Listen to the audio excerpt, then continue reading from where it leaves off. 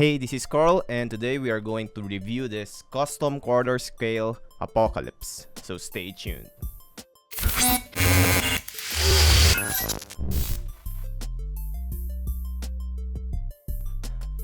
I wanted to make the usual unboxing video for this apocalypse, but the video was too long due to there were a lot of parts in two boxes. As you can see, here are the pieces below. So I decided to just make a review video instead. But first, here's a quick assembly video. We have the base.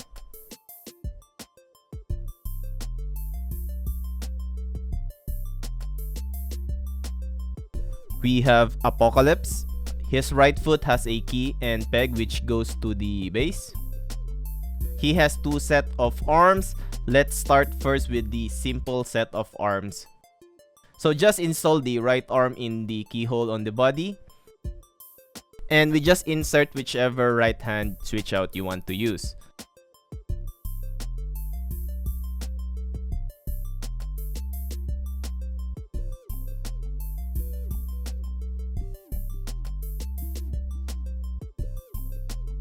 Then we install the left arm into the body next. Let's first use the hand switch out similar to the right arm. To do that, we need to install the forearm first. Then install the left hand that we want to use next. Next, we install both the shoulder pads. Next, we install the tentacles. These tentacles are specific to this arm switch out only. The tentacles for the other set of arms aren't here yet and still waiting for them to ship. Lastly is we install the portrait and should be pretty easy.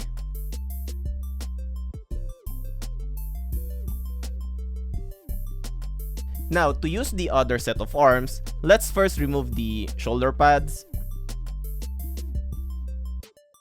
Remove the current set of tentacles. Then remove the right arm first. Next, we install the right arm, which is this massive cannon. Be very careful since it's quite heavy. To use the left cannon to match the right arm, we then remove only the left forearm first. Then we can install the cannon right after. Now to use the drill or the claw switch out, we need to remove everything on the left arm. Then we install this alternative left arm switch out.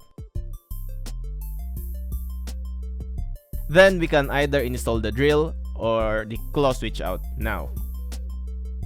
And when done, just install back the shoulder pads and the tentacles, which I don't currently have. And we are done. So first, let's talk about the concept of this statue. I would consider this a museum type statue. Even though the base isn't the black, flat, brown type of base, I would still consider this a museum type.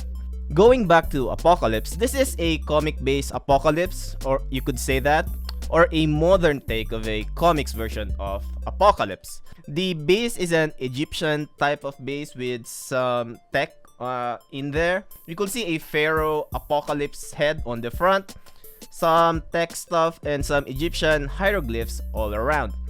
As for Apocalypse, he is on a victorious kind of pose here with the simpler switch out and a more aggressive look with the weapon switch outs.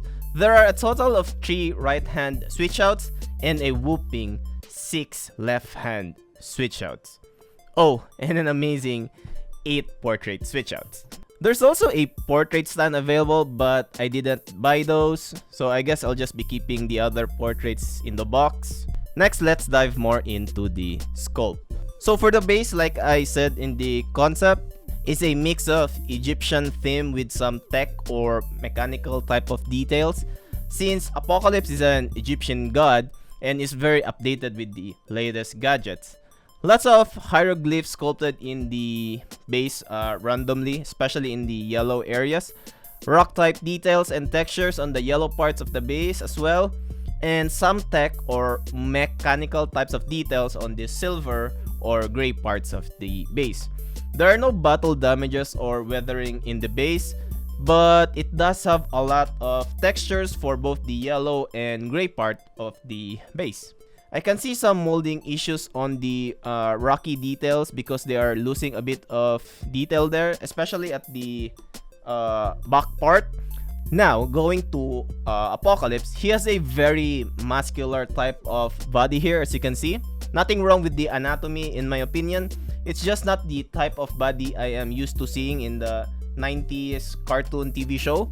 But I do love it more since I do love muscular characters or a muscular version of a certain character. His boots, belt, forearm, hands, and upper torso has armor similar to that of Thanos. So these parts of his body has sharp edges and very boxy to make it really look like that it's armor. It's just not armor though, it's also some tech details there too. So you will see steel type textures, bolts, and other mechanical type of details in those areas. There are some weathering or battle damages sculpted and painted into his armor randomly. Going to the other parts of his body, they are more humanoid looking. He has this random lines kind of details sculpted to his torso and legs. This is probably their substitute for textures, which is fine by me, and I do love them. They do look good, but I kinda wish they did not left this part of his thighs without textures or details. The gray parts of his leg to be exact. So for his torso and arms, no problems there since he does have the random line details. Next are his weapons or hand switchouts. All of the hand switchouts are very consistent from each other, but just in different poses. Definitely no molding issues there. One of the left hand switchout is holding a cable skull. The sculpt looks pretty good on that. Anyway, I like what they did with the weapon switchouts because you can see that his body is transforming from human to mechanical here on the biceps area. Very nice attention to detail. I like all the weapon switch out except for the claw one because in my opinion the cannons and the drill are sculpted pretty good with all the mechanical details and stuff. However, on the claw does have this weird detail or texture to it which I don't like at all. Plus I think it has molding issues which makes the detail not that sharp. My drill switch out came broken as well. This metal thing tube broke. It's not a clean cut, but it's good enough to not be visible when installed. But it's really not a problem because like I said, it makes installing it easier. Also, the drill is a bit pointy. Be careful not to hurt yourself. And be very careful with the metal tube on both the drill and claw switch out because they will break easily. The tentacles do have details sculpted to them. It's Apocalypse logo actually, blended with some tech details. Looks pretty good if you ask me. And surprisingly enough, all of them went to their specific keyholes without any problem at the back. But if you do encounter some problem with this, a simple heat blower will easily fix that. So please don't force it or it might break. Just heat blower it for like 30 to 60 seconds and you should be good to go. Next, let's go to the portraits. There are 8 portraits and all of them are sculpted consistently in my opinion. But of course, I don't like all of them. They are just a little different from each other, just posed differently and with different facial expressions. But in my opinion, more or less they are the same.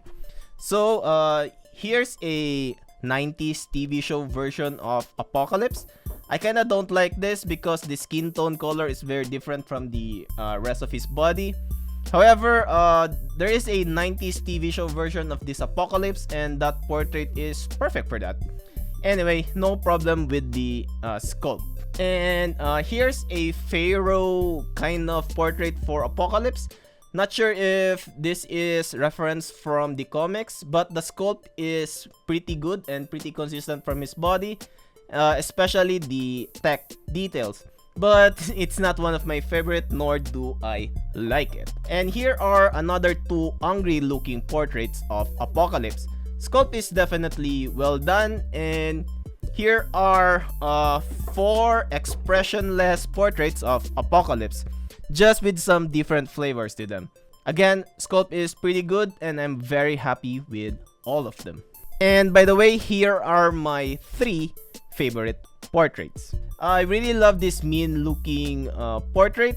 Next is this gorilla looking portrait. And then this zombie kind of looking portrait. Lastly is we go to the paint. On the base, I don't like this glow effect they did on the front.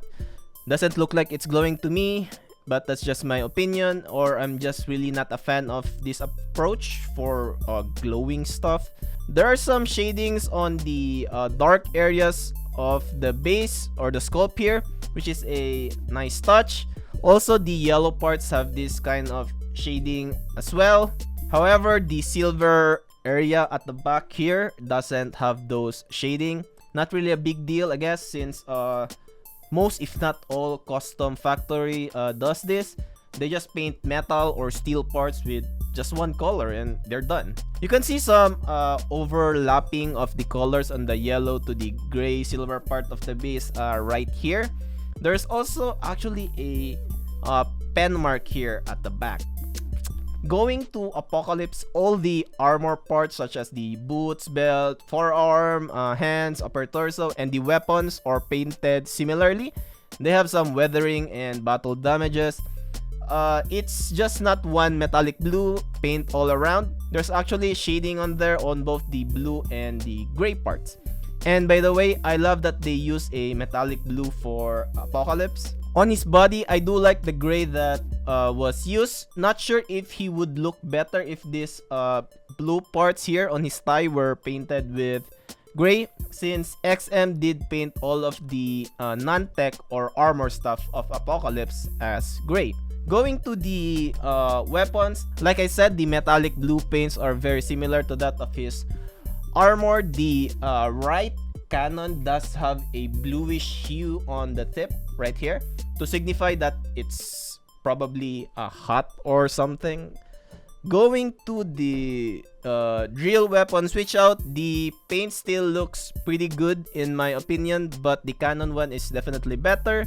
Maybe some of the areas here should have been painted with silver, but it's not that noticeable, so I guess that's okay. But I can see a little bit of inconsistency with the paint application. But going to the claw switch out, there's some very questionable paint ups here. Like the joints here, for example, it could have been painted better, but they just left it looking like this.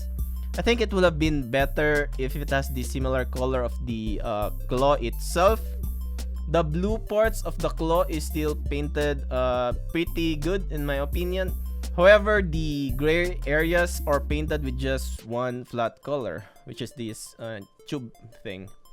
Kinda typical for custom to do this, like I mentioned earlier. Now, the paint on the left cannon is very different. The blue is very different from the rest of the switch out or his weapon. I think because there were no more shadings there, but there are still some weathering. So the blue here really pops a lot because it's a little brighter without the shading. It may differ though from other pieces. Probably the person who was painting my version got a bit lazy. Also, I think some of the details should have been painted silver on the cannon, but they are just all blue at the moment. And going to the cannon side of the arm, the transition here is just not painted well enough. And as for the cannon, again with the one color thing, which I am not a fan of at all. Lastly are the portraits. All of them are painted pretty good. There are just some skin tone color which I am not a fan of, but that's just nitpicking, I think. The two portraits with the teeth showing does have some bad paint applications on the teeth. However, this one, which is one of my favorite portraits, does have some pretty good paint on the teeth. I don't understand why it's inconsistent. Other than that, like I said, all of them are painted pretty good in their skin tones and eyes. They do have different colors in eyes. Some are flat red, some are metallic red, some are pearly white or silver, and one of them has a very villainous look to it. Of course, the skin tones also are different from each other, but they are more like different shades of gray. But there are two of them that looks palish, and one of them is brownish, and the other one is the yellow-green one, which is the 90s show version. Overall, I would say this is the best custom Apocalypse around, even better than the Throne one in my opinion. But I'm pretty sure Throne collectors will definitely not agree with that. This is definitely better than Sideshow's Apocalypse, the old one, especially with its modern take and almost hundreds or maybe 1,000 different options to display him. However, I do find that the XM1 is sculpted better, especially with the more realistic tech details to him. Though these realistic details also made XM's Apocalypse into a transformer. But I guess I can say beauty is in the eyes of the beholder. As for me, I'm pretty much satisfied with this Apocalypse. Also took him 2 years and 7 months to finally ship. And yes, custom does take that long sometimes depending on which factory is producing it. I might consider having this repainted at some point since I'm kinda addicted to that right now. But it's not really a priority since he is definitely good enough right now, and it doesn't really bother me looking at him with the current paint application. Not gonna display him with the cannons anyway since they are too big, but I will definitely display him with the weapons in the future for sure when I have the space, of course. So that's it for me. Thanks for watching, like and subscribe. This is Carl, and see you in the next one.